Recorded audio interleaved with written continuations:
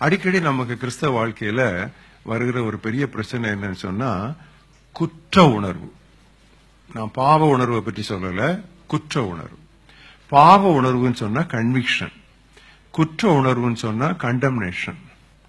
அதை விளக்கி சொல்றதுக்கு நான் உங்களுக்கு ஒரு 2 நபர்களை உங்க முன்னால நிறுத்துறேன். ஒன்னு பேதுரு, அடுத்தது யூதாஸ்.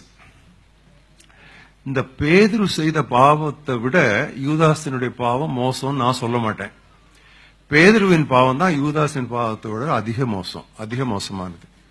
யூதாஸ் எனக்கு அவரை தெரியும் சொன்னான், பேதுரு அவரை எனக்கு தெரியாதுன்னு சொன்னான்.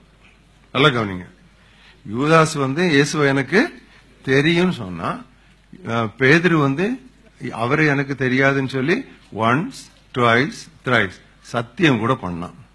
அப்போ அப்ஜெக்டிவா பார்த்தா, இது யாருன்னு பார்க்காம பேதுரு செய்தது யூதாஸ் செய்தது இந்த 2 குற்றங்களையும் பார்த்தா யூதாஸ் செய்ததுதான், பேதுரு செய்ததுதான் ரொம்ப படுமோசமான ஒரு காரியம். ஆனா பேதுருவுக்கு வந்தது பாவ உணர்வு, யூதாஸுக்கு வந்தது குற்ற உணர்வு. நீங்க பாவ உணர்வு வந்தால் இயேசுவை திரும்பி பார்ப்பீர்கள், குற்ற உணர்வு வந்தால் ஆலயத்தை திரும்பி பார்த்து தூக்கு போட்டு சாவீர்கள். நல்லா கவனிச்சுங்க. One man turned to the Redeemer, the other man turned to the religion. So பிரியமானவர்களே, ஒரு நாளும் குற்ற உணர்வு உங்களுக்கு வர்றதுக்கு இடமே கொடுக்காதீங்க. அது எஸ்டாப்ளிஷ் ஃபார் எவர். ஏன்னா அவன் உங்களுக்கு மேல சொல்லிக்கிட்டே தான் இருப்பான். அங்க மேல போய் ஆண்டவர்கிட்ட சொல்லுவான், இங்க நம்மகிட்ட சொல்லுவான், நீ பிரயோஜனம் இல்ல, நீ ரட்சிக்கப்படலன்னு கூட நான் சொல்லிடுவான். நீ ரட்சிக்கப்பட்டு இருந்தா இப்படி இருந்திருக்குமா, இப்படி நடந்திருக்குமா, நீ தேவனுடைய பிள்ளைன்னு சொன்னா உனக்கு இதுல இவ்வளவு பெரிய தோல்வி வந்திருக்கும்னு சொல்லி கான்ஸ்டன்டா அவன் நம்மள ஒரு கில்ட்டுக்குள்ள நடத்திக்கிட்டே இருப்பான்.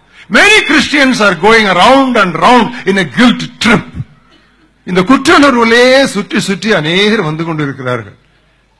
ஆனா நம்ம என்ன உணர்வுன்னு சொன்னா, பிசாசு கொடுக்கிற குற்ற உணர்வுக்கு பலியாகாம வாழ்க்கையில் குறை இருக்குமானால் அதை ஆண்டவரிடத்திலே பாவ அறிக்கையை செய்ய வேண்டும்.